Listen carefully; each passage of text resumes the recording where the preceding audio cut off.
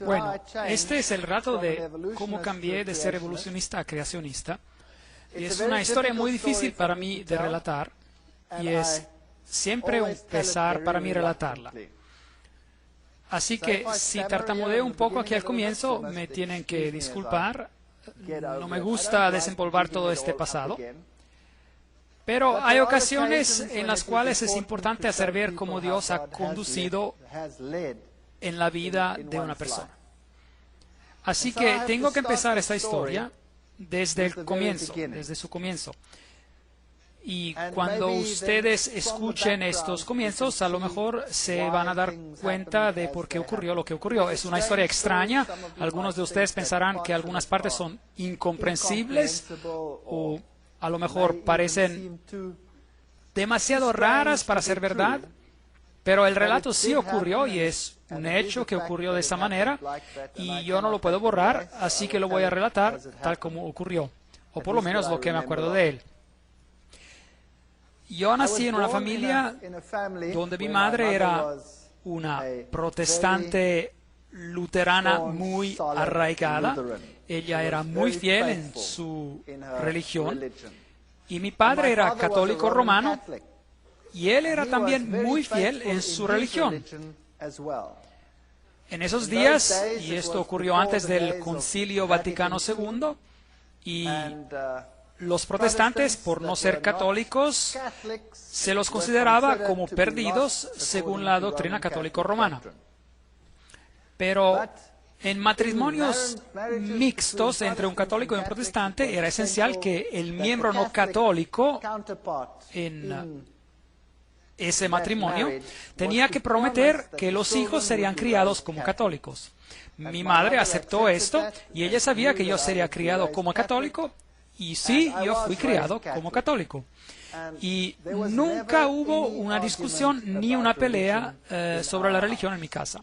Mi padre y mi madre se respetaban mutuamente y mi padre tuvo algunos problemas con la iglesia por un tiempo a causa de su matrimonio, pero los arreglaron y después de esto no hubo ningún problema sobre la religión que volviera a surgir en nuestro hogar.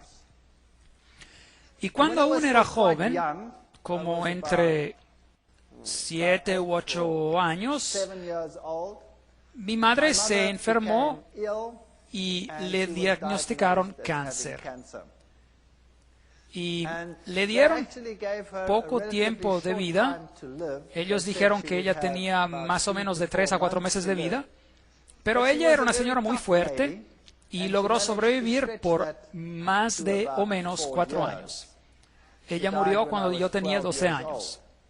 Pero esos 4 años fueron años muy miserables, muy difíciles. Ella sufrió más que cualquier otra persona que yo haya conocido personalmente. Y ella perdió una tras otra parte de su cuerpo. Tuvo una mastectomía y tuvieron que sacarle parte de sus intestinos. Tuvo colestomías. Y eventualmente se deterioró más y tuvo que pasar por operación tras operación. Y en esos días no eran tan sofisticados como lo son ahora. La quemaron bajo el tratamiento de radiaciones. Se les olvidó que ella estaba en el tratamiento y tuvieron que sacarle pedazos de piel negra. Así que ella sufrió de gran manera. Y a pesar de todo esto, ella nunca renunció a su fe. Y yo era muy apegado a mi madre. Pero a causa de todos los problemas que había en la casa y el hecho de que mi madre estaba al punto de muerte durante un largo periodo de tiempo, 4 años, había también bastante tensión en mi casa.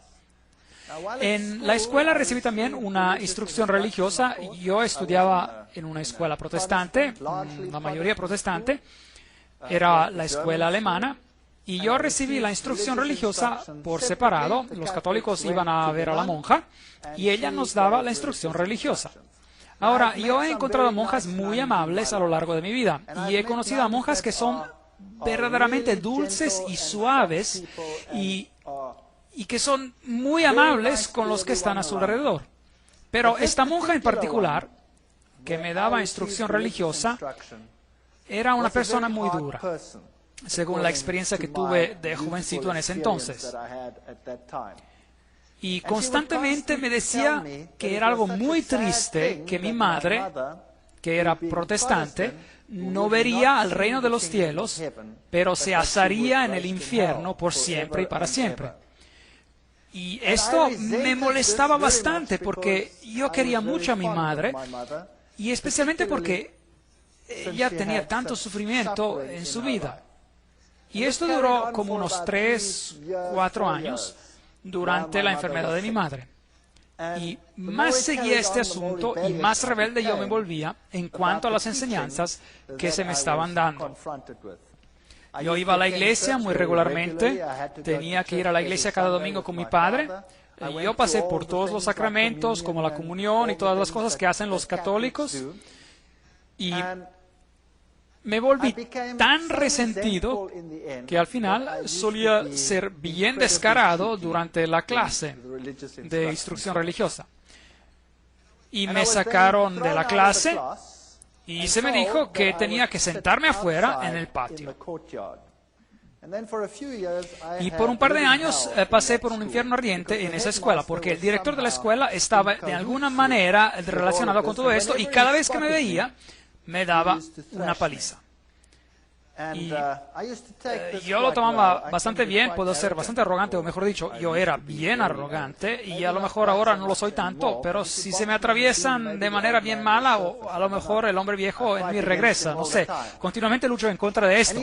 Bueno, el director me azotaba, y me acuerdo bien claramente que yo me agachaba, y él me azotaba 1, 2 y 3 veces, y yo le preguntaba, ¿ya ha acabado o se le ha paralizado su brazo? ¿Qué le está pasando?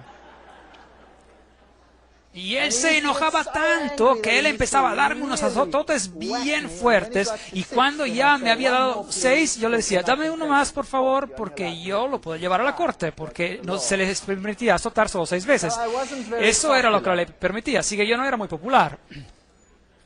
Pero el momento vino cuando yo estaba sentado en la clase un día, en la clase de instrucción religiosa, y la monja me dijo otra vez que las personas que eran como nosotros, y en particular como mi madre, irían al infierno por siempre y para siempre. Y yo me enojé tanto que tomé el libro del catecismo y lo hice en pedazos y se lo arrojé a sus pies y le dije en un lenguaje no muy amable para un muchacho de esa edad, le dije lo que ella hiciera con su Dios. Y de ese día en adelante se me sacó de la clase de manera permanente y yo tenía que sentarme afuera en el patio, sea que lloviera o que el sol resplandeciera. Y mi vida en esa escuela fue una miseria total. Yo nunca les dije nada a mis padres, nadie nunca supo lo que me estaba ocurriendo. Había también otro maestro que me llamaba al frente de la clase, aún antes de que la clase empezara, y me decía, ¿puedes venir aquí al frente? Y yo iba al frente y él me golpeaba, ¡pam! ¡pam! Derecha e izquierda, y me sacaba de la clase. Así que se me estaba sacando de 2 clases regularmente y me convertí en un niño imposible. Solía sentarme arriba de los árboles cuando los maestros venían a buscarme y tenía estas piñas, estos piñones, y se los aventaba. Bueno, esos eran los tiempos. Bueno, de todos modos, llegó el momento cuando mi madre ya no pudo más, y yo tenía 12 años de edad y ella murió. Y de ese tiempo en adelante mi vida de hogar se desintegró por completo. Mi padre se casó con otra señora que era la típica madrastra, casi como una madrastra de los cuentos. No me quería a su alrededor para nada y posiblemente yo era un niño imposible, lo tengo que admitir. Así que me enviaron a hogares y ya no se permitió ir a la escuela. Tenía que dejar la escuela y aprender un oficio. Y es allí cuando me desperté y dije, no quiero hacer esto. Así que logré convencer a unos parientes y fui a otra escuela. Y pasé los años de escuela y salí bastante bien, no sobresaliente, pero tampoco muy mal. Y después fui al servicio militar y finalmente ingresé a la universidad. Pero desde la edad de 12 años en adelante yo ya no confiaba ni creía en Dios para nada. En cuanto me concernía, si Dios existía, tenía que ser un dragón y yo no quería tener nada que ver con él. Y cuando ingresé a la universidad, allí estudié ciencias y estudié zoología y pensé que esto era lo mejor que había desde que había vida.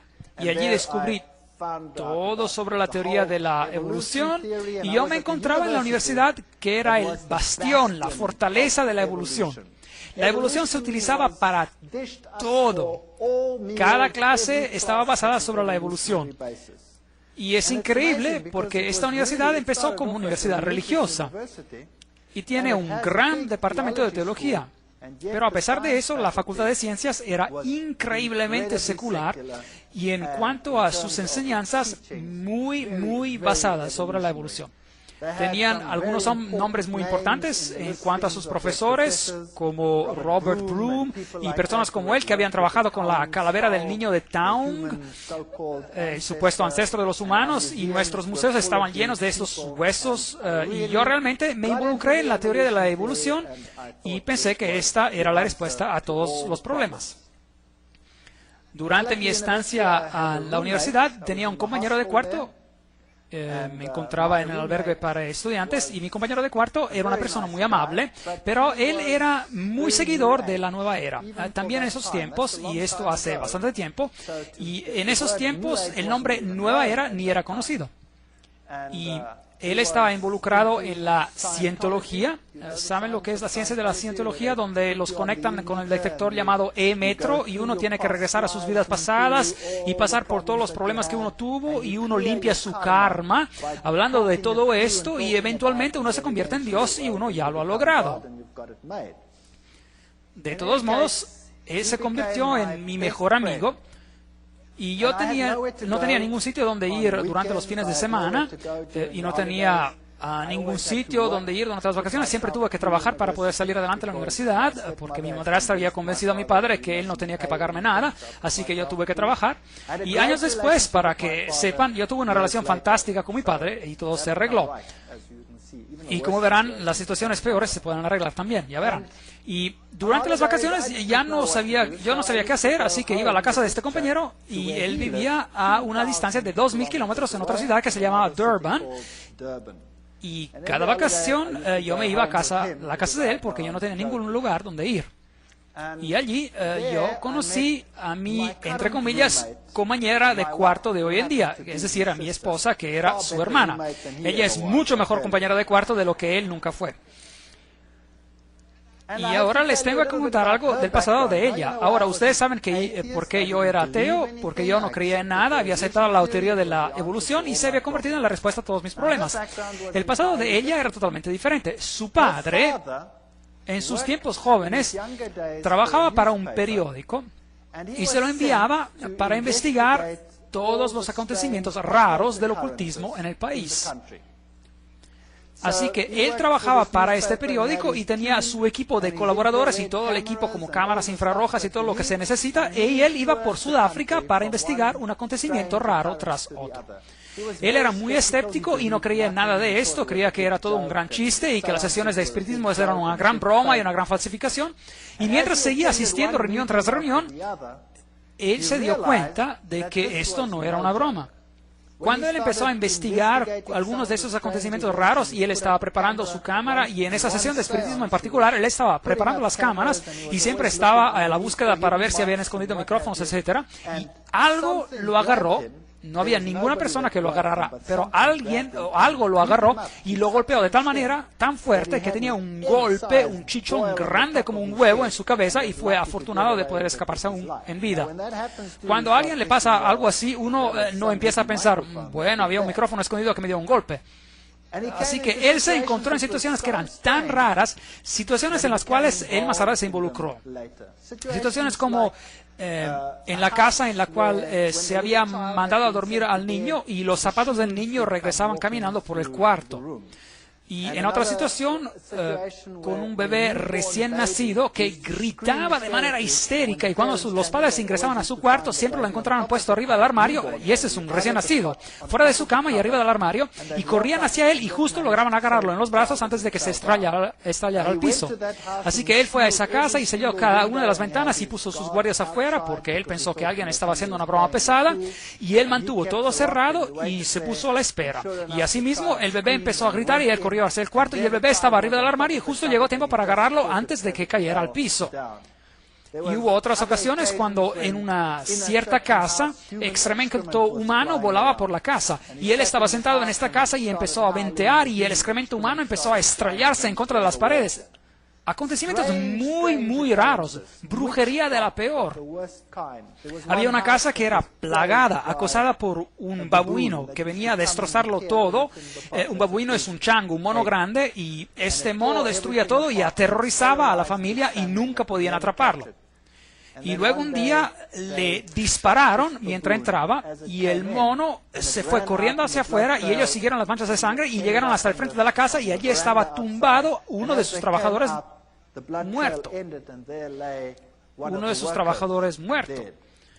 Así que esta era la típica brujería africana, así como se encuentra en África, en algunos lugares hasta la fecha. Y esto lo convenció de que había algo que estaba realmente ocurriendo y él se involucró en sesiones de espiritismo más profundamente y después empezó a aprender que había medium más elevados y medium de más bajo nivel. Los de más bajo nivel eran para la gente de bajo nivel y los medium de nivel más elevado se comunican con los espíritus mejores. Y así fue como él se involucró en este tipo de actividades y eventualmente él se involucró en el movimiento de la nueva era y logró él logró alcanzar un nivel muy elevado en este movimiento. Él escribió libros sobre esto y él fue muy bien recibido en estos círculos de personas. Años después, los padres de mi esposa se divorciaron y él se casó con una persona, una dama, que también había alcanzado una posición muy, muy elevada en el movimiento de la nueva era. De hecho, es una de las instructoras en el curso de los milagros. Ella enseña a la gente cómo convertirse en Cristo y cómo hacer milagros. Situaciones increíblemente malvadas ocurrían de vez en cuando en ese hogar. Los acontecimientos que ocurrieron en la casa de mi esposa cuando ella era niña son acontecimientos muy, muy extraños. Tenían una silla donde había supuestamente alguien que estaba sentado y que se oía respirar profundamente. Y había también un bastón que caminaba por sí solo y traqueteaba y cosas parecidas. Y ella creció con estas situaciones y para ella esto no era nada. Ella estaba acostumbrada. Y para mí esto era bien extraño. Yo era ateo y no creía en nada y trataba de racionalizar todo eso de manera científica. Y después, cuando mi esposa y yo nos casamos, nos mudamos a la ciudad donde yo estaba en la universidad y durante años no nos ocurrió ningún problema grave. Y después, con mi esposa, tuvimos nuestro primer hijo y nuestro segundo hijo, y después nuestro hijo más joven. Mi esposa estaba embarazada de él, y mi suegro vino a visitarnos. Y él se quedó en un departamento que teníamos afuera de la casa, y él se quedó allí con nosotros. Y pensando bien las cosas, yo creo que es ahí donde todo empezó a ocurrir, porque si uno tiene una presencia de ocultismo, del ocultismo, uno va a tener esa presencia en su casa por mucho tiempo. Les quiero también decir que cuando estábamos recién casados, fuimos a vivir muy cerca de ellos y pasaron acontecimientos muy, muy extraños en nuestra casa. Acontecimientos absolutamente horrorosos en algunas ocasiones. Nuestros platos volaban por el cuarto y se estallaban contra la pared y cosas similares. O cuando uno estacionaba el coche y el coche empezaba a tambalear moviéndose hacia un lado del garaje. Ocurrieron cosas muy extrañas en esos entonces. Pero uno se olvida de esos acontecimientos y uno los racionaliza y piensa que a lo mejor no existieron, pero eran acontecimientos extraños. Cuando mi esposa estaba embarazada con nuestro último hijo, y mi suegro se mudó a vivir en nuestra propiedad. Ella se enfermó de manera grave y estaba tan enferma que nosotros no pensábamos que ella sobreviviría. Y ella entraba y salía del hospital y tenía que estar con un respirador y estaba muy, muy enferma. Y después pensamos que había algo que estaba mal con el embarazo, y los doctores analizaron todo y ellos dijeron que lo mejor que se podría hacer era de abortar, porque el niño estaba probablemente muerto. En esos tiempos aún no tenían un escáner en los hospitales, así que no podían saber exactamente y no sabían si a lo mejor el niño ya estaba muerto o no. Así que decidimos que teníamos que transferir a mi esposa a otro hospital donde tenían un escáner, y ya logramos hacer eso. Y ella estaba muy enferma, tenía una temperatura muy elevada, y ellos hicieron el escaneo, y este pequeño feto era de un tamaño así de pequeño, y él se encontraba en muy buen estado y estaba chupando su pulgar. Así que nosotros decidimos que no íbamos a abortar, pero más bien que íbamos a continuar con el embarazo. Y íbamos a ver todo lo que ocurriría. Y por fin, después de 9 meses de infierno y de enfermedades y de toser y de pasar más tiempo en el hospital que afuera del hospital, ya dejaron salir a mi esposa y el niño nació. Y este niño era el niño más miserable que uno se pueda imaginar. Era un niño imposible. Él gritaba desde la mañana hasta la noche. Si uno quería darle de comer, uno tenía que envolverlo varias veces en una manta para que no pudiera mover sus brazos, porque si no él agarraría y rasguñaría a uno con sus uñas mientras se le trataba de darle de comer. Y si uno lo ponía en la cama, él gritaba y gritaba y seguía gritando. Así que teníamos un método donde uno quedaba sentado cerca de él y mecía la cama por largo tiempo hasta que por fin el niño se dormía. Y uno se iba a hurtadillas a la cama y trataba de dormirse, y el momento que uno lograba dormirse, el niño empezaba a gritar otra vez. Y esto siguió por meses, una situación absolutamente caótica. Y no había nada que uno pudiera hacer para apaciguar a este niño. Mi esposa estaba destrozada y yo estaba destrozado, estábamos todos totalmente hechos pedazos. Y después, una noche, a las 2 de la mañana, yo tuve un sueño, que alguien me estaba estrangulando. Y el sueño fue tan real que me desperté sudando frío de la cara y mi corazón estaba latiendo como loco, como si fuera un tambor tocando rápidamente, y yo me senté tieso tratando de recuperarme de esa pesadilla terrible que había tenido, y justo el momento después, el pequeñito en el cuarto al lado del nuestro gritó como si alguien lo estuviese matando. Y mi esposa y yo recibimos un susto tan grande que salimos corriendo de la cama y corrimos hacia nuestro pequeño bebé y lo tomamos en los brazos, y cuando hicimos eso, él empezó a temblar de manera violenta y su temperatura subía y le daban convulsiones por la fiebre. Así que lo llevamos de urgencia al hospital y lo miraron y tuvieron que poner una tienda, una carpa de refrigeración. Tenían una tienda, una carpa que tenía temperaturas bajas, y le pusieron una infusión endovenosa, y después él estaría entre la vida y la muerte. Y él se recuperaba de esa situación y regresaba a la casa y permanecía tan imposible como antes de irse al hospital, y después las cosas iban bien por unas 2 o 3 o 4 semanas, no me acuerdo exactamente del periodo de tiempo entre estos ataques, y después exactamente a las 2 de la mañana, precisamente a esa hora, era siniestro. Teníamos un reloj en nuestra cama, era uno de esos relojes digitales que muestra la hora, y así que uno podía ver que eran exactamente ahí, eran las 2 de la mañana. Las 2 de la mañana. Y en ese momento es que yo me despertaba con ese sentimiento terrible de que alguien me estaba estrangulando, y sacudía levemente a mi esposa y le decía: acabo de tener esa pesadilla horrorosa otra vez. Y después el pequeñito gritaba en el cuarto del lado y salíamos corriendo y lo tomamos en los brazos y lo mismo ocurría. Y las cosas se volvían tan graves que pensábamos que no lograríamos llegar al hospital y que el niño no sobreviviría. Y no había nada que uno pudiera hacer. En cuanto empezaba a gritar, sus temperaturas subía, y subía de tal manera que él se desvanecía. Eventualmente en el hospital llegaron a conocernos también que tenían el lugar preparado para él cuando quiera que se necesitara. No sabían lo que le estaba pasando, nunca pudieron encontrar la causa. En una de estas ocasiones, el doctor dijo que tenían que inyectarlo en su zona lumbar, porque tenía que haber algo que estaba mal con el fluido de su espina dorsal. A lo mejor tenía un tipo de infección cerebral que estaba causando esto. Y yo me acuerdo que lo estaba llevando al hospital y era solo un bebé. Y después él gritó de tal manera que mi esposa se puso histérica. Y cuando los doctores salieron a vernos, dijeron, esto es increíble. Había 4 adultos que tenían que inmovilizar a este bebé. Y él tenía menos de 1 año de edad. Y había 4 adultos que tenían que inmovilizarlo porque él les daba trabajo a los 4. Así que este pequeño bebé, no cabe duda, estaba bien poseído. Y uno lo puede racionalizar si esto ocurre una vez y si esto ocurre 2 veces, pero si esto sigue ocurriendo por semanas y por meses sin parecer terminar, que exactamente a las 2 de la madrugada uno tiene una experiencia en un cuarto y inmediatamente después hay un grito en el cuarto de al lado, pues la ley de la estadística nos dice que no importa cuán ateo uno sea y no importa cuán científico uno pueda que ser en cuanto a este asunto, los 2 acontecimientos tienen que estar conectados.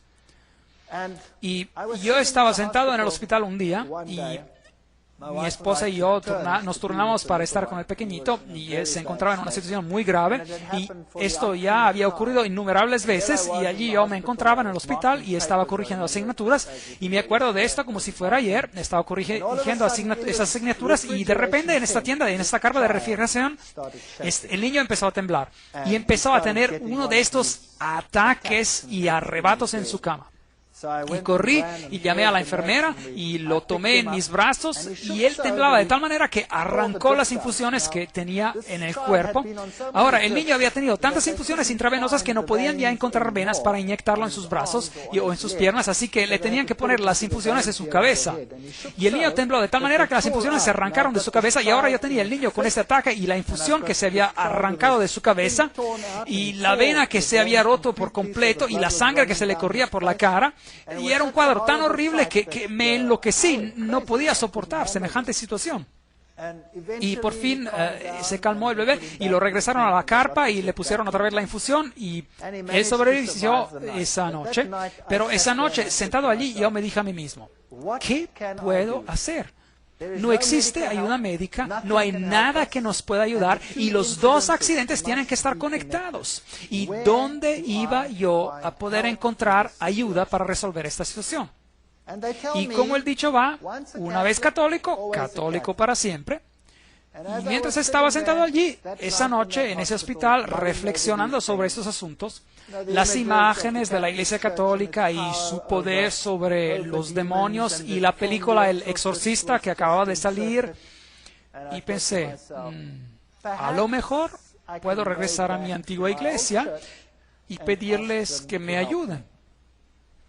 Así que tomé la decisión que haría esto porque no tenía otra salida y el día siguiente me fui a la Iglesia Católica y el sacerdote católico estaba sentado en un cuarto y me acuerdo bien también del detalle, tenía una copa ahí, una botella de brandy y no estaba muy sobrio.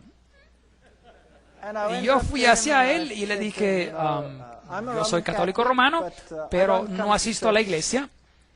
Pero tengo un problema.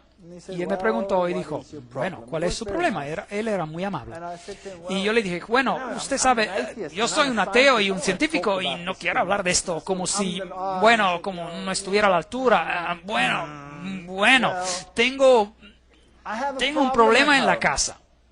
Y él me pregunta, bueno, ¿qué tipo de problema? Bueno, es un problema sobre acontecimientos extraños en mi casa. Y él dijo, oh, no. Yo no quiero tener nada que ver con eso.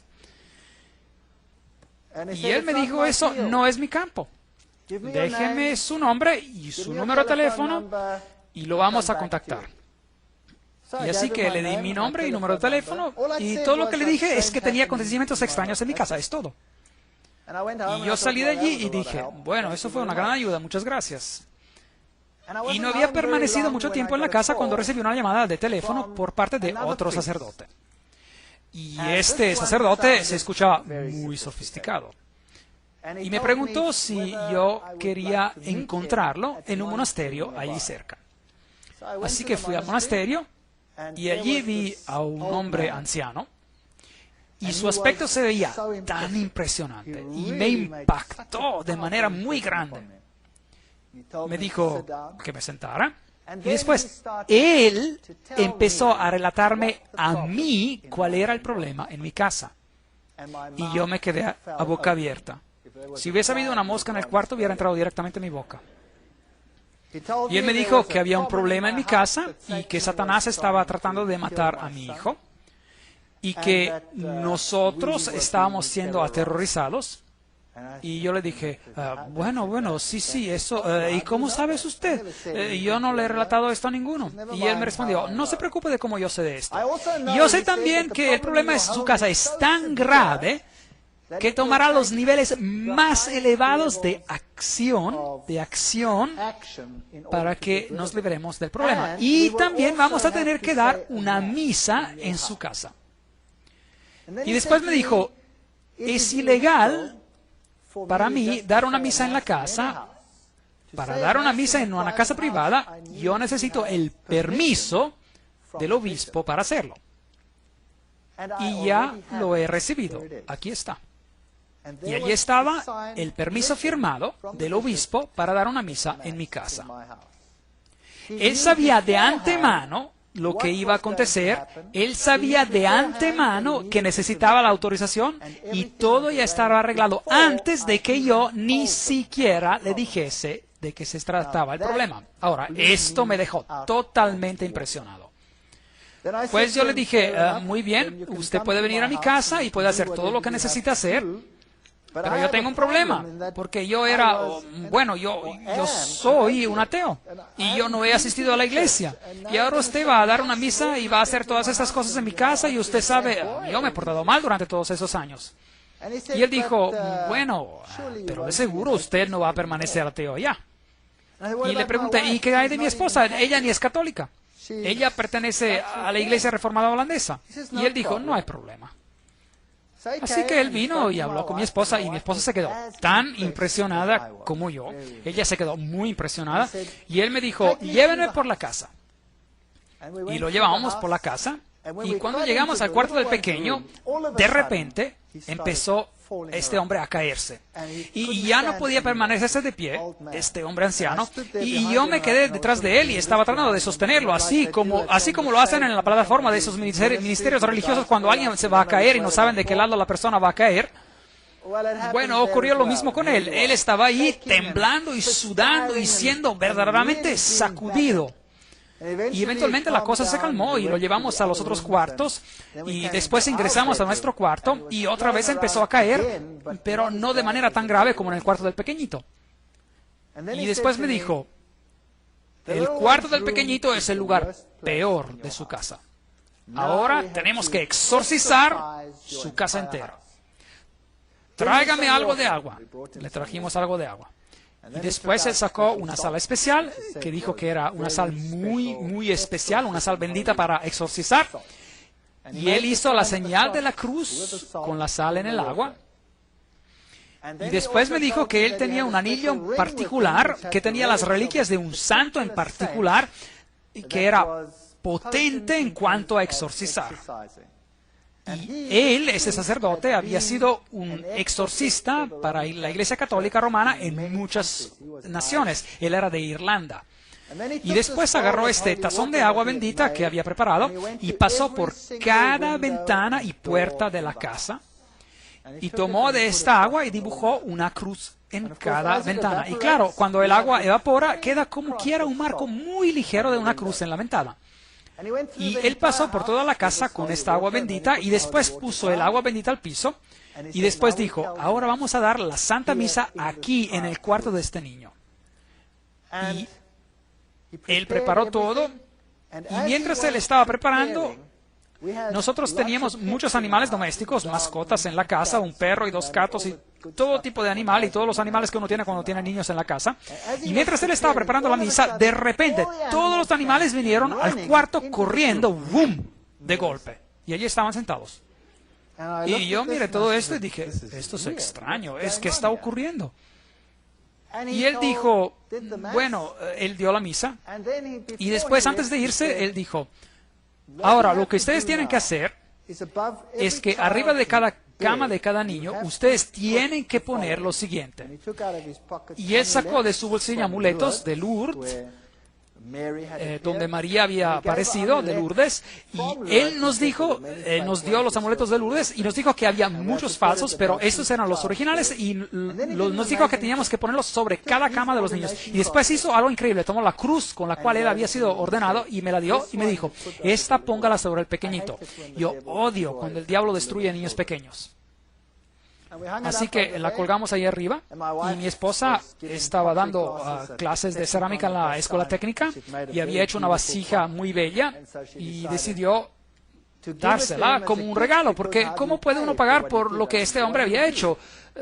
¿Qué puede hacer uno? Así que ella le dio esto como regalo. Y él dijo, este regalo es tan precioso, yo lo voy a dar a las monjas que se encuentran en un cierto monasterio donde ellas jamás salen a ver la civilización.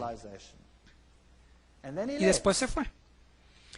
Y esa noche estábamos muy ilusionados. Tomamos al niño pequeño y él estaba bastante contento y no estaba gritando como era usual, y lo tomamos y le dijimos que era la hora de ir a la cama, y cuando eso ocurría se volvía una fiera, pero ahí estaba contento él.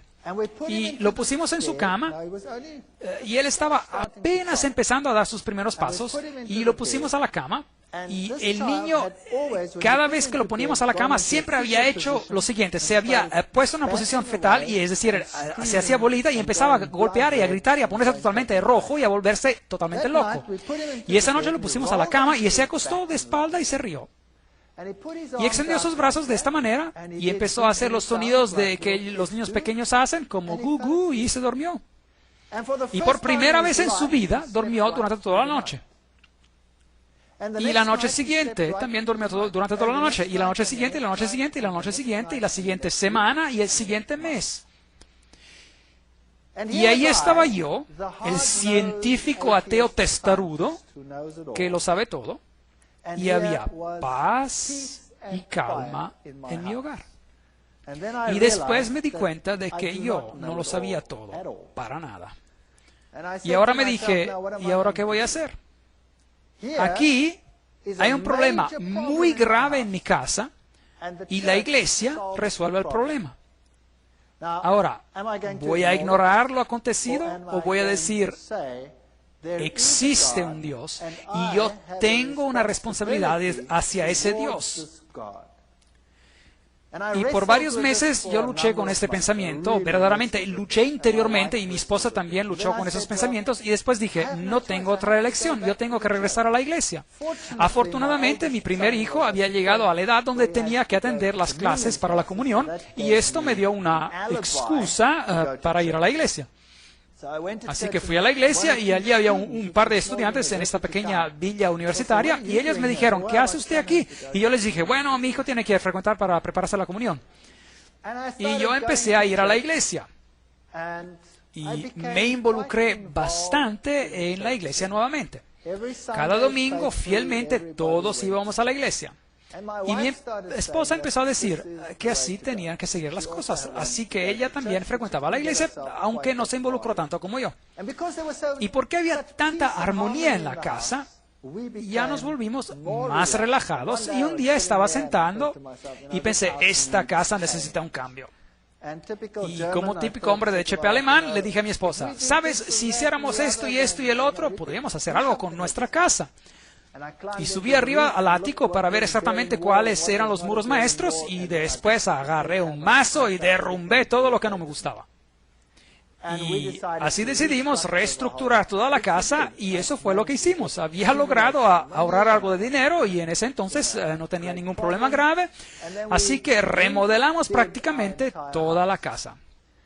Y durante ese proceso yo tuve que ir a ver a un hombre que trabajaba para trabajar en mi cocina.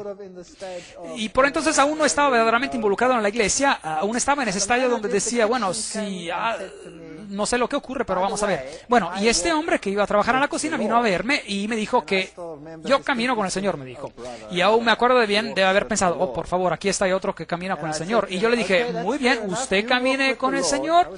Yo estaba bastante descarado, pero bueno, usted camina con el Señor, pero yo quiero la cocina arreglada, ¿está bien? Y él dijo, bueno, sí, está bien, pero puedo darle esto. Y él me dio un panfleto, un folleto. Y bueno, él era una persona amable, así que yo me quedé allí con el panfleto y yo lo puse en un cajón y dije, bueno, lo voy a leer después. Y después él acabó de poner la cocina y la casa se acabó de remodelar, y después, cuando todo eso se había acabado, yo empecé a regresar a la iglesia. Y esto siguió por un periodo de 1 año, y yo fielmente iba a la iglesia regularmente. Y yo siempre estaba sentado allí el domingo de la mañana y me asombraba de todas las cosas, bueno, de todo lo que yo sabía que estaba ocurriendo en la Iglesia Católica. Y otra vez volví a estudiar el catecismo acompañando a mi hijo en el estudio de lo mismo, y me pregunté sobre el mismo ritual que ocurría una vez y otra vez todo el tiempo. Y ustedes saben, la hostia que se levanta y el cambio de pan a la divinidad y la pequeña cajita con la luz roja donde Dios se encontraba. Y me empecé a preguntar por qué Dios quería las mismas cosas una y otra vez. Y por qué Él estaba satisfecho con el mismo ritual una y otra vez. Pero yo estaba convencido que esta era la verdad. Yo estaba convencido que el catolicismo era el representante de Dios aquí en esta tierra, porque había resuelto el problema en mi hogar. Pero yo quería conocer a ese Dios. Y yo quería saber lo que significa tener una relación con ese Dios. Y consideré el movimiento carismático. Ellos tenían los derrumbados por el Espíritu, y me pregunté, a lo mejor es eso lo que uno necesita para saber que Dios existe, porque yo en realidad no lo siento, no sé dónde está. Pero por otro lado, yo siempre había sido muy escéptico hacia todo esto, y siempre hablaba de estas personas que necesitaban su muleta de la religión. Y después un día estaba sentado en el salón de clase y estaba dando una clase a un grupo de estudiantes del primer año. Y de hecho ya había hablado con el sacerdote sobre la evolución, y la Iglesia Católica había dicho, claro que existe la evolución, no hay ningún problema con esto. Así que yo no tenía ningún problema con eso tampoco, así que podía seguir con mi creencia en la evolución y al mismo tiempo creer en Dios. Este era un arreglo muy bueno. Y estaba dando clase a estos estudiantes de primer año, y estaba dando una clase fuertemente basada sobre la teoría de la evolución. Y una joven se levantó en una clase de estudiantes de primer año, y eso toma valor, en frente de 350 estudiantes, y una joven dama se levanta en mi clase y me dice, disculpe. Yo le digo, sí, ¿cuál es el asunto? Disculpe, lo que usted está diciendo está en contra de mis creencias. Lo que usted está diciendo es una mentira. Yo creo que Dios creó los cielos y la tierra. Él es el creador del universo. Bueno, yo casi exploté. Yo la destruí con palabras, me burlé de ella y la acabé. Ella se sentó y empezó a llorar allí en mi clase, y yo me dije a mí mismo, muy bien, trabajo bien hecho. Y después acabó la clase y todos los estudiantes se quedaron muy impresionados con toda mi elocuencia y todo lo que había demostrado en el pizarrón, y cómo yo había comprobado cuán ridícula era la idea de que esta joven había expresado. Y después regresé a mi oficina, y ustedes se acuerdan de que hubo una pregunta antes sobre la conciencia, ¿se acuerdan? Bueno, esta voz pequeña no me dejaba en paz, la conciencia, y seguía diciéndome qué hombre mezquino y malo yo era. Y cómo podía yo, en frente de todos, atacar y humillar de tal manera a esta joven. Y yo me sentía muy mal por lo que había hecho, y mi conciencia no me daba reposo. Y no sabía qué hacer con esos sentimientos, así que como típico católico me dije, bueno, ahora en la ida a la casa para almorzar, nunca vivimos lejos de la universidad, así que siempre iba a la casa para almorzar. Bueno, yo voy a pasar a la iglesia por la iglesia católica, y me voy a sentar allí un rato, y espero que así ese sentimiento se vaya. Así que me fui con mi coche e ingresé a la iglesia y me senté allí, y estaba cerrada la iglesia. Bueno, la puerta estaba abierta y se podía ingresar a un par de bancos, pero el altar estaba completamente cerrado porque ladrones habían estado robando. Y yo me senté allí y hablé con Dios y miré hacia la pequeña luz roja, que significa que la hostia estaba allí, y eso significaba que la presencia de Dios estaba allí también. Y me sorprendió de que Él estuviera encerrado, entre comillas, en esa cajita pequeña. Y después me quedé sentado por un largo rato y estaba torturado en mi mente, estaba pasando por una tortura mental, y me dije a mí mismo, Dios tiene que estar aquí porque Él ha hecho cosas tan maravillosas en mi vida.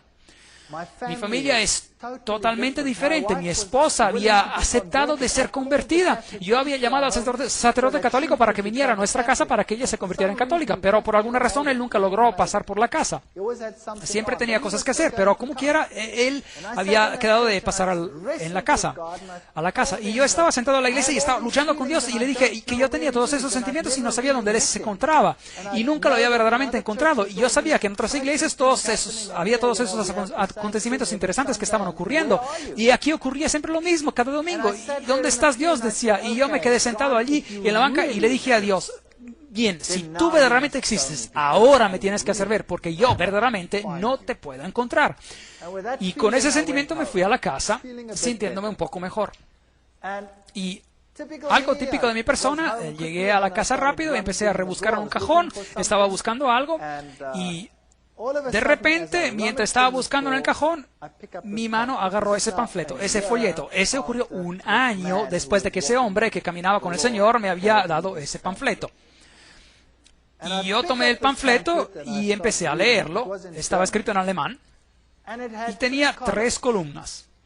Tenía la ley de Dios en una columna y tenía la ley según la Iglesia Católica y tenía la ley según la Iglesia Luterana. Y luego explicaba cómo los mandamientos habían sido cambiados por la Iglesia y tenía también los textos bíblicos de cómo habían sido cambiados. Y yo pensé en mí mismo, ahora, ¿qué tipo de basura es esto? Esto es una basura total. Y le hablé a mi esposa y le dije: esposa, bueno, no le dije así, la llamé por su nombre y yo le pregunté: ¿tenemos una Biblia en la casa? Y ella dijo: no creo, yo no creo que tengamos una Biblia. ¿Cómo que no? Claro que debe haber una Biblia en la casa. Hemos estado yendo a la iglesia por casi un año y no tenemos una Biblia en la casa. Había muchos libros de catecismo en la casa, así que tomé un libro del catecismo y lo abrí y leí, y efectivamente los mandamientos indicados en el panfleto eran idénticos con los que estaban escritos en el libro del catecismo.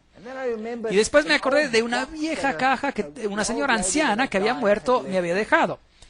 Y la había puesto en el garaje después de haber ordenado algunas cosas, y me acordé de que había muchos libros en la caja y yo sabía que una señora anciana seguro debía de tener una Biblia. Así que salí afuera al garaje y empecé a rebuscar en la caja, y de cierto allí encontré una vieja Biblia alemana. Así que ingresé a la casa y la abrí y allí estaba. Los 10 mandamientos eran totalmente diferentes comparados con los mandamientos que tenía en el libro del catecismo. Y esto me dejó perplejo. Así que después de un año llamé al hombre que construyó mi cocina, al ebanista, y le dije: ¿usted se acuerda de mí hace un año? Y usted me instaló una cocina. Y él me dijo: ¿sabe qué? He tratado de llamarlo todo el día. Tenía este sentimiento que tenía que llamarlo y no sé por qué. ¿Qué está pasando? Y yo le dije: ¿podría venir a visitarme? Usted me dejó un panfleto y me gustaría hablar sobre este panfleto con usted. Y él vino después de un año y vino a verme, era una persona amable, y empezamos a hablar. Y después empezamos a hablar de las Escrituras, de la Biblia. Y empezamos a hablar sobre el libro de Daniel y las profecías sobre Daniel capítulo 7, y las estudiamos con él y tomamos notas y hablamos hasta las 3 de la mañana, y él regresó al día siguiente y al día siguiente, y en 3 días habíamos estudiado Daniel y Apocalipsis, todos los hechos históricos y todas estas cosas, y yo no le creía ni una palabra. Y después decidí que la única manera que íbamos a resolver esto es si yo iba a comprobar si cada uno de los hechos estaban así como él me los había explicado. Si es que esos reinos y esos reyes estaban así como me lo había explicado. Así que regresé a la universidad, al departamento de historia, al departamento de teología, y agarré todo lo que pasó por mis manos y controlé y comprobé si los hechos estaban correctos. Y si estaban correctos. Y después empecé a descubrir que el pequeño cuerno de Daniel, el capítulo 7, si uno lo toma así como la Biblia lo dice, no puede ser nadie más que la Iglesia Católica. Y esto fue algo que me chocó, que me impactó totalmente. Y después estudié la versión protestante que dice que el cuerno pequeño era el rey Antioquio Epifanio o Epifanes el cuarto, y estudié todo eso. Y encontré que no puede ser él porque ninguno de los criterios encaja. Y vi también cómo las escrituras habían sido cambiadas sobre algunos de esos puntos. Pero para ser imparcial, invité al sacerdote católico a mi casa. Y le pregunté: ¿puede por favor venir a visitarme a mi casa? Le tengo que hablar sobre un asunto. Y él vino, y mi esposa estaba presente, y yo estaba allí, y tomé la Biblia, y tomé los capítulos en Daniel, y se los mostré en detalle, y le mostré los cambios de los mandamientos y todas estas cosas. Y después me dijo, yo no te puedo hablar de este asunto porque yo no estoy metido, no estoy enfocado en la palabra en la Biblia para nada. Y yo me quedé a boca abierta. Frente a mí se encontraba un sacerdote y él no estaba metido, no estaba enfocado en la palabra. Y él dijo, tenemos algunos especialistas que están metidos, están enfocados a la palabra. Pero para mí no tiene ningún sentido lo que usted dijo. Y se fue. Y después llamé a pastores de otras iglesias y debatimos, a veces hasta las horas tardías de la noche, sobre lo que el pequeño cuerno era. Y cada vez que regresaban a mencionar a Antioquio Epifanio, yo les decía, pero no puede ser porque él se levanta después de Roma, el cuerno pequeño. No puede haber sido un rey durante los tiempos griegos. Y eventualmente ellos también se iban y decían que no puede ser de otra manera. Así que yo estaba delante de este terrible dilema. Y lo peor de todo fue en que empezamos a hablar sobre el sábado. Este otro hombre, el de la cocina y yo. Y estudiamos todo sobre el tema del sábado. Y yo le dije, pero esto es ridículo. ¿Cómo pueden ustedes guardar un mandamiento? Porque dice que el Señor en 6 días creó los cielos y la tierra, el mar y todas las cosas que en ellos hay. Esto es totalmente ridículo. Todo empezó a existir gracias a la evolución. Y él dijo, no, todo empezó a existir gracias a la creación. Dios lo creó. Y se me calentó la cabeza y yo le dije, pero eso es basura. Y él me dijo, se lo voy a comprobar. Y yo le dije, inténtalo pues. Y él lo intentó. Y el día siguiente él vino a mi casa con una pila de libros de este tamaño, todos sobre el creacionismo. Y me los dio. Y yo me acuerdo que cuando revisé esos libros y daba mi clase rápidamente y regresaba a mi oficina, revisé esos libros muy rápidamente y se los regresé en un periodo de tiempo muy corto. Y aquí están sus libros, le dije. Y él me preguntó, ¿y qué opina? Y yo le dije, nunca he leído tanta basura en toda mi vida. Y él me dijo, no se preocupe. Y me trajo otra pila como la primera. Y también revisé esos libros y era todo tan confuso y lleno de tanta basura. Y le regresé los libros. Estos libros no son para nada científicos, no puedo aceptar esto. Así que debatimos sobre si Dios era el creador o si no era el creador y yo lo maté con la ciencia. Tenía todo el vocabulario científico a mi disposición, era un catedrático, un evolucionista y yo sabía qué decirle a gente como él. Yo había sido entrenado para esto y sabía cómo aniquilar a gente que se oponía al científico en alguno de esos campos. Y él se frustró de tal manera conmigo y un día él se frustró tanto que me dijo, ¿sabe qué? ¿Qué? Y yo no tengo un problema con la evolución o la creación. Usted tiene un problema. Y usted se resuélvalo.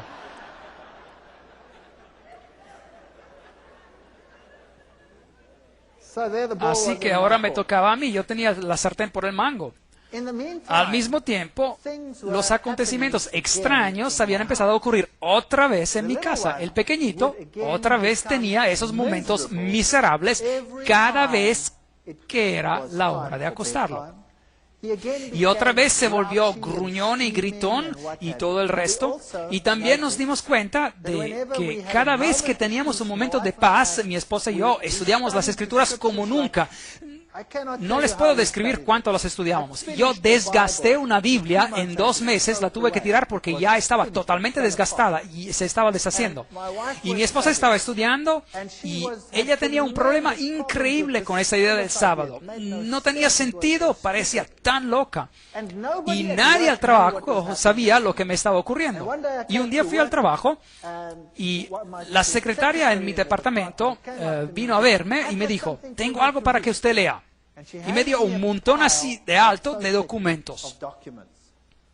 Y cuando los revisé en un momento que tenía libre, vi que era un largo documento en contra del sábado y que había sido escrita en contra de los adventistas del 7º día. Y esto me sorprendió mucho porque nadie en el trabajo sabía lo que me estaba ocurriendo. Saben, un científico nunca admitiría que ahora está hablando o pensando sobre la religión. Eso sería ridículo. Mis colegas eran todos ateos.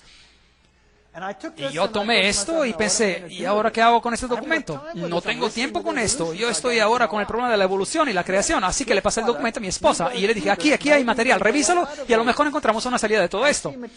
Y ella de manera meticulosa estudió cada punto y era un documento bien gordo, bien espeso, escrito en contra del sábado. Y mientras que yo estaba luchando con el asunto de la evolución y creación, ella estaba luchando con este asunto. Y después un día me dijo, sabes, he analizado cada uno de los puntos que tienen en el documento y cada punto lo he comparado con la Biblia y cada vez encuentro que ese documento son las palabras de hombres y la Biblia dice otra cosa. Así que ese documento ahora me ha convencido que el sábado tiene que ser correcto. Eso es algo, imagínese, un documento escrito en contra del sábado le comprobó a ella que el sábado era de hecho muy importante y correcto. Pero yo seguía con mi problema. Un problema muy grande. Y no podía aceptarlo. Y yo no iba a guardar un día por una creación que había tomado 6 billones de años y no 6 días literales. Así que me tocaba a mí. Y en ese momento todo empezó a enloquecerse otra vez en mi casa. Y cuando tomábamos la Biblia, el pequeñito se volvía histérico. Y cada vez que teníamos un momento de tiempo libre, el niño se volvía histérico. Y eventualmente el niño agarró una botella de vino. Nosotros habíamos estado bebiendo vino y la rompió. Y yo no me encontraba en el cuarto en ese momento, pero escuché que se había roto un vidrio. Y después fuimos a ver y lo que estaba ocurriendo. Y él estaba pisando sobre todos los pedazos de vidrio rotos y sus pies estaban cortados por todos lados. Y su dedo grande casi se cortó por completo. Así que de regreso otra vez al hospital y le cosieron el dedo gordo, y de ese momento otra vez empezó la pesadilla en nuestra casa. Y yo estaba luchando en mi mente con la cuestión del sábado. Y un día estaba en la biblioteca de la universidad, y en esa universidad teníamos una biblioteca basada sobre la evolución, y era la biblioteca más grande de ese tipo en todo el hemisferio sur del planeta. Y yo me dije, bueno, tiene que haber una solución. Y me dije en mi mente, Dios, si hay algo que está mal con esta teoría de la evolución, yo no lo he encontrado, y tú me lo tienes que mostrar, porque nadie me puede mostrar esto. E ingresé a la biblioteca y tomé un libro. Y mientras estaba saliendo, un colega me paró y me dijo, un momento, hay otro libro que usted tiene que tomar, que es el mismo libro que este, pero una nueva edición. Y se encuentra en los estantes interiores. Algo raro, bueno, así que yo fui a la sala interior y tomé esa edición también. Y así que con los 2 tomos me fui a la oficina y empecé a leer. Pero empecé a leer los 2 al mismo tiempo. Y mientras estaba leyendo uno, la vieja edición decía que hay un problema muy grande con los cetáceos, con las ballenas, porque aparecen de repente en el registro fósil y totalmente formados, y no hay evidencia de que uno dio origen al otro. La nueva edición del libro envolvía todo esto en términos científicos y decía, los cetáceos tienen un origen antiguo y evolucionaron de este y este y este y este, etcétera, etcétera, etcétera. Y examiné el libro modelo tras modelo, y la edición antigua admitía que había un problema en el modelo teórico y la nueva edición nunca admitía que había un problema. Y es allí que empecé a pensar, un momento, hay algo que no está bien aquí. Hay algo que no está claro aquí. Y cada vez que ingresaba en la biblioteca, como que cada vez un milagro ocurría. Sacaba un libro y exactamente el próximo libro que sacaba decía el opuesto sobre el mismo tema. Y en corto tiempo tenía un gran montón de libros con estos ejemplos. Y en ese entonces estaba dando clases sobre la genética y empecé a pensar sobre esto. Y después empecé a analizar este asunto de la genética. De la misma manera como lo hemos hecho en las conferencias sobre el creacionismo. Y empecé a pensar bien cuáles son los problemas. Y me dije, déjeme ahora de manera objetiva sentarme y considerar cuáles son los problemas. Y produjo una lista tan grande de problemas que me dejó sorprendido. Y hay algo que me tiene que haber ayudado, porque la lista de problemas era tan grande que parecía increíble.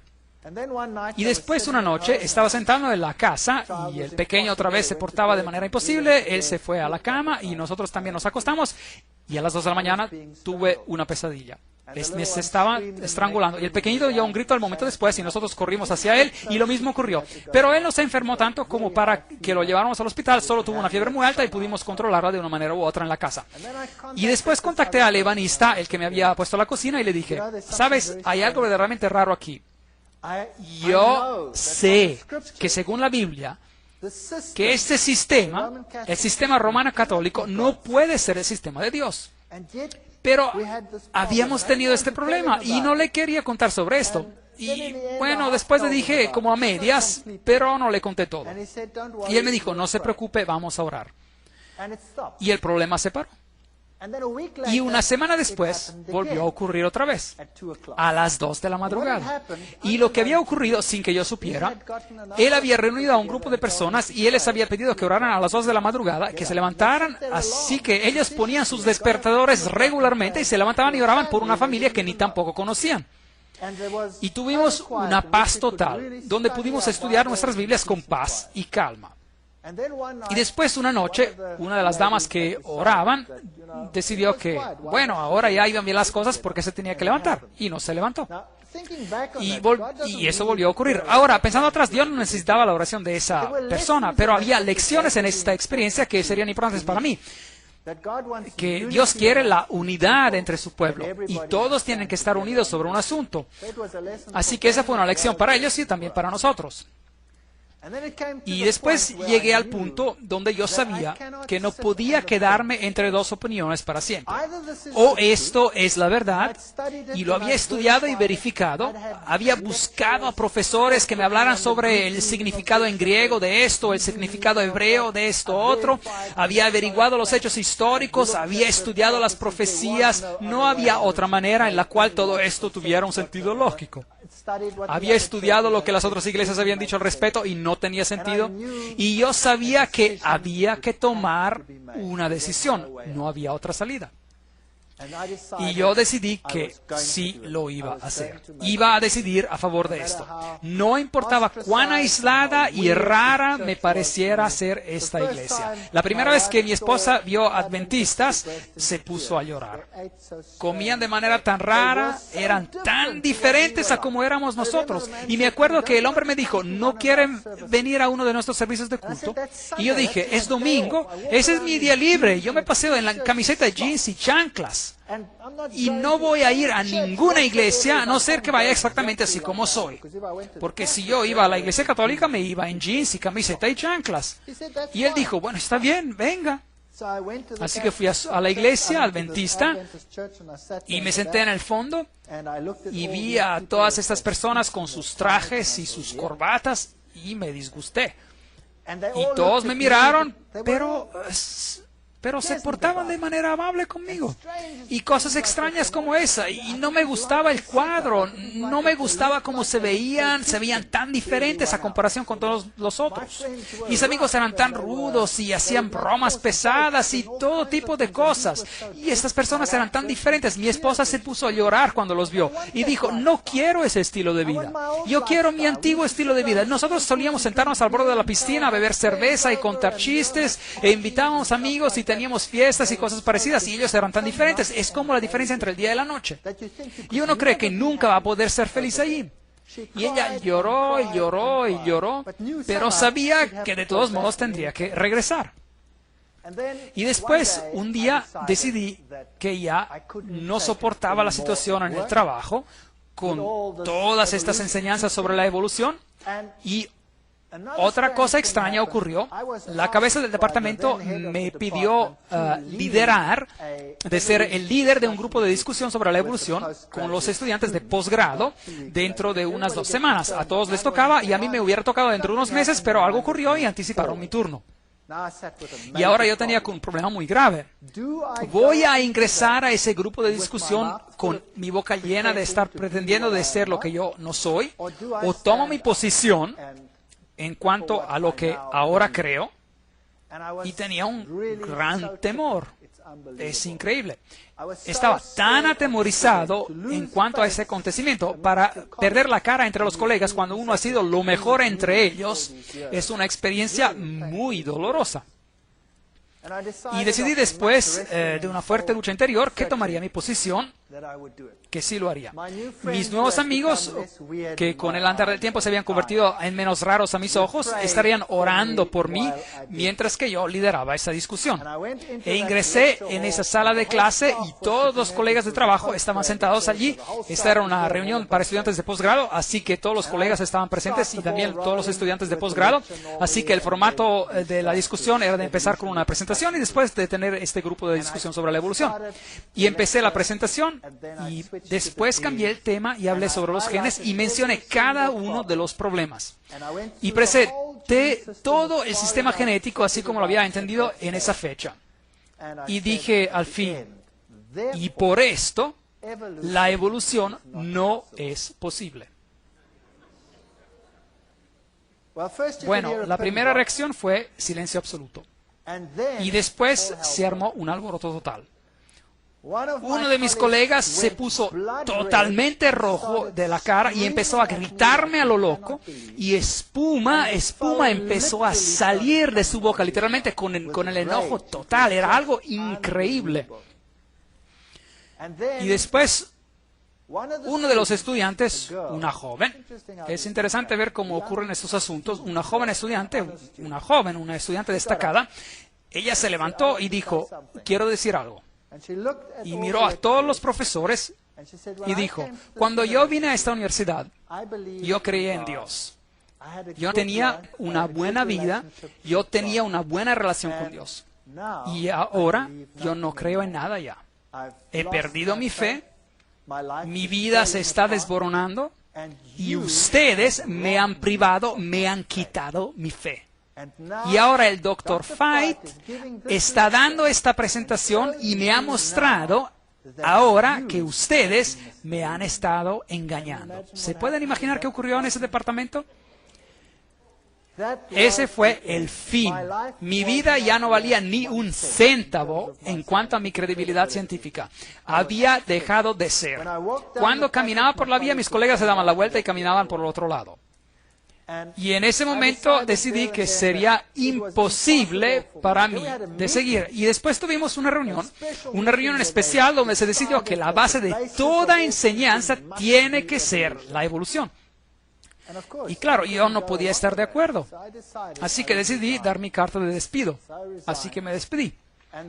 Y la cabeza del departamento me dijo, bueno, usted no puede hacer eso de esta manera. Yo tenía muchos estudiantes y era bien popular entre los estudiantes. Y la mayoría de los estudiantes de posgrado estaban bajo mi supervisión. Y después el rector de la universidad me llamó para que lo viera. Y el rector dijo que tenía que ir a verlo. Y bueno, pensé yo, ahora tengo que ir a ver al rector. ¿Y qué voy a hacer? Nunca he tenido algo bueno como que vestir. Nunca había tenido un traje en mi vida, así que me compré un traje para ir a ver al rector. ¿Lo pueden creer? Y cuando me puse ese traje tonto para ir a ver al rector, algo me impactó tremendamente, como si me hubiera dado un relámpago. Es algo personal, y me dije, mira qué estás haciendo, tonto. Te pones un traje para ir a hablar con un hombre, pero cuando vas a visitar a Dios, te pones unos jeans y una camiseta. Bueno, eso es algo muy personal y a mí no me interesa si alguien va a la iglesia con sus jeans y su camiseta. Eso está bien, pero eso es algo para mí a nivel personal. Y esto me estorbaba. Y después fui a la oficina del rector y me senté enfrente del rector y empezamos a hablar. Y él habló conmigo por 1 hora. Y era muy difícil para la universidad deshacerse de mí, porque yo tenía todos estos estudiantes a cargo. Y empezamos a hablar y por fin él dijo, ¿sabes? ¿Qué pasa si decides de no armar problemas? Pues te podríamos dar algo mejor. Eso sería de promoverte a nivel de profesor. Y yo era bastante joven y hubiera sido el profesor más joven de la universidad. Y yo lo miré y le dije, el precio es demasiado alto. Y yo me voy a ir como quiera. Y después él dijo, bueno, esto es muy interesante. Y de hecho, ¿quién cree usted que tiene la verdad? Y allí estaba, sentado en silencio. ¿Voy yo a admitir que yo creo que una pequeña secta que todos detestan tiene la verdad? Y digo esto a un hombre que tiene esta posición tan elevada en esta universidad y también en el gobierno en general. Y empecé a divagar y bueno, usted sabe, Cristo, las iglesias, bueno, sea lo que sea, ni me acuerdo de lo que le dije. Y él me dijo, no, eso no es lo que yo quiero saber. Yo quiero saber de usted, ¿quién dice usted que tiene la verdad? Bueno, hice lo mismo que la vez anterior. Y él me paró y dijo, no, yo no quiero saber de eso. Yo quiero saber de usted, ¿quién cree usted que tiene la verdad? Y empecé otra vez con lo mismo y dentro de mi cabeza escuché ese gallo cantar. 3 veces pensé,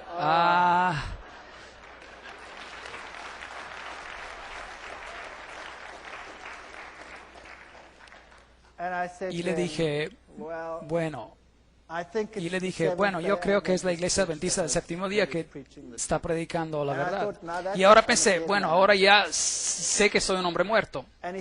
Y él no dijo nada, ni una palabra. Y él dijo, bueno, muchas gracias. Le doy mis congratulaciones sobre sus decisiones y espero que todo vaya bien con usted. Y eso es todo lo que dijo. Y me despedí de la universidad y puse mi casa en venta y la primerísima persona que vino a verla ingresó y dijo, increíble, qué casa increíble. Y la compró. La primera persona.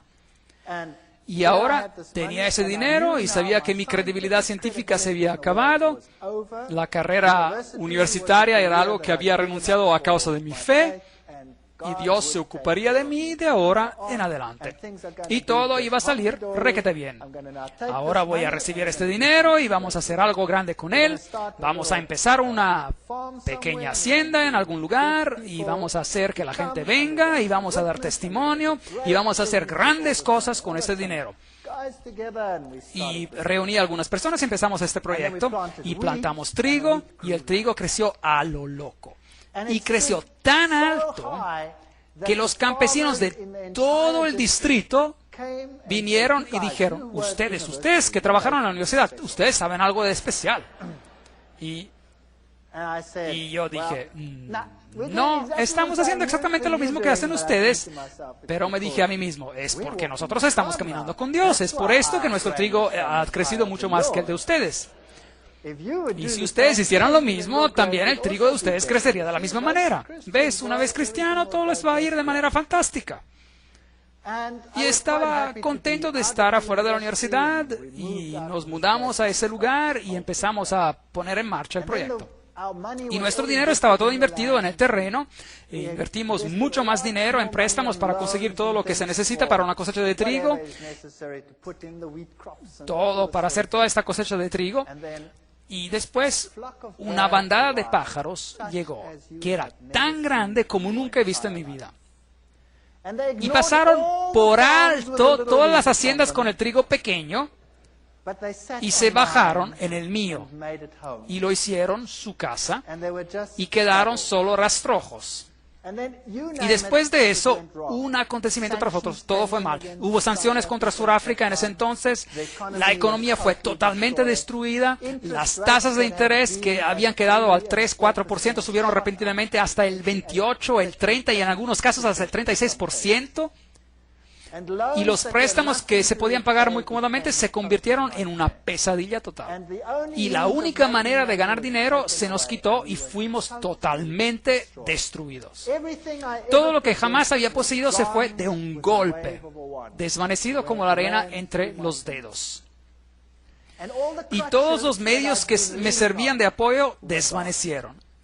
Y los pájaros se comieron la cosecha de mi campo.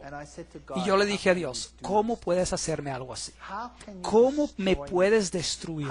¿Cómo puedes permitir que algo así ocurra? Y ya no tenía nada con que sustentarme, ya no tenía nada. Mi credibilidad científica era cero. Nunca podía regresar a mi trabajo anterior, era acabado. Y las cosas se pusieron peor, y llegamos al punto cuando ya no nos quedaba nada, ni comida, nada. Y mi esposa y mis hijos y yo nos sentamos y hablamos sobre el asunto y decidimos, si esta era la verdad, y yo no creo que todo lo que había ocurrido había venido desde el otro lado. Ven, cuando yo tomé mi decisión, mi hijo había cambiado. Él se convirtió en un niño totalmente diferente. Antes, aun cuando no estaba enfermo, él tenía como quiera una mirada oscura y sombría en su cara. Y él cambió de tal manera que se convirtió en el más dulce y amable niño en nuestra casa. Se convirtió en un placer de vivir con él. Y yo sabía que lo que había ocurrido anteriormente había sido una artimaña. Yo sé que la Biblia dice que Belcebú no va a echar afuera a Belcebú. Pero lo que había ocurrido en mi casa es que no había sido echado afuera por Belcebú. Cuando la Iglesia Católica había venido y hecho lo que tenían que hacer, Satanás había dicho a sus demonios, quédense quietos. Y cuando ustedes se queden quietos y permitan al niño que se relaje, ellos serán atrapados el doble de lo que lo estaban antes. Y eso ocurrió también. Pero después de que tomamos nuestra decisión, este niño fue sanado totalmente. Él es el niño más espiritual de todos mis hijos. Y él es tan diferente que yo sabía que esto tenía que ser de Dios. Era algo totalmente diferente.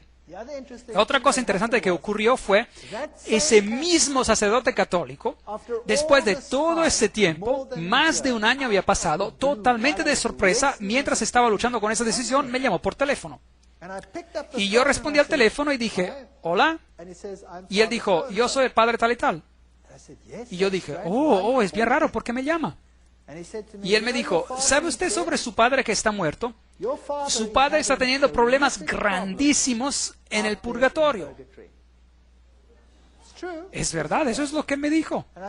Y yo le dije, pero ¿cómo sabe usted? Y había estudiado en la Biblia sobre qué pasa cuando uno muere y sabía lo que ocurría, así que le pregunté, ¿y usted cómo sabe? Y él me dijo, las monjas que nunca ven al mundo, los del otro lado le han dicho que su padre está teniendo problemas y él está teniendo problemas por causa suya. Y será bien que usted regrese a la iglesia rápidamente. Y será mejor que usted empiece a orar y dar misas para que este problema se resuelva. Y yo le dije, muchas gracias por la información. Y me acuerdo de haber colgado el teléfono y de haber pensado, diablo, has llegado demasiado tarde, demasiado tarde. Ese hombre era un hombre amable y él está engañado, yo lo sé. Y espero que el Señor lo conduzca un día a una vida mejor y una comprensión mejor. Pero aquí me encontraba en esta hacienda sin dinero, sin medios, sin nada.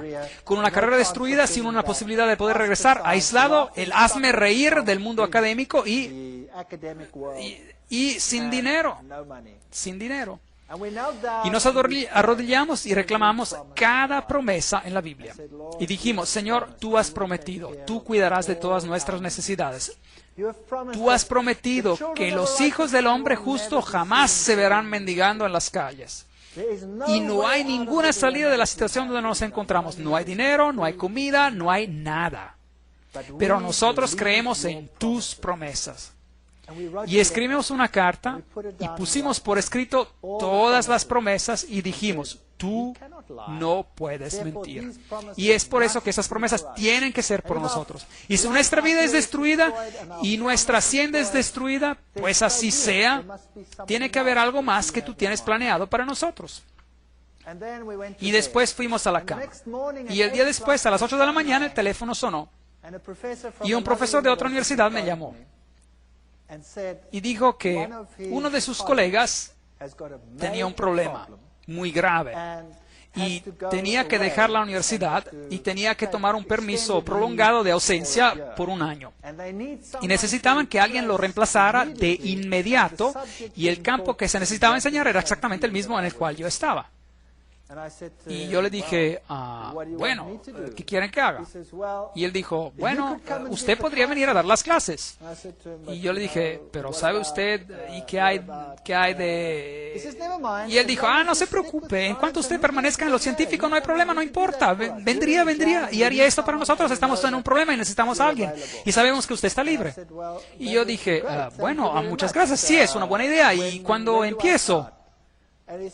Y bueno, tenemos que pasar todo por las puntas probablemente en 3 meses. Y yo dije, muy bien, muchas gracias, y colgué. Y dije, intento muy bueno, Dios, pero dentro de 3 meses yo voy a estar muerto porque no tengo nada que comer. Yo estaba tan deprimido. Y después, como unos 20 minutos y una media hora después, el teléfono suena otra vez. Y es la misma persona. Y él me dice, hay algo de raro que acaba de ocurrir. Y yo pregunté, ¿qué pasó?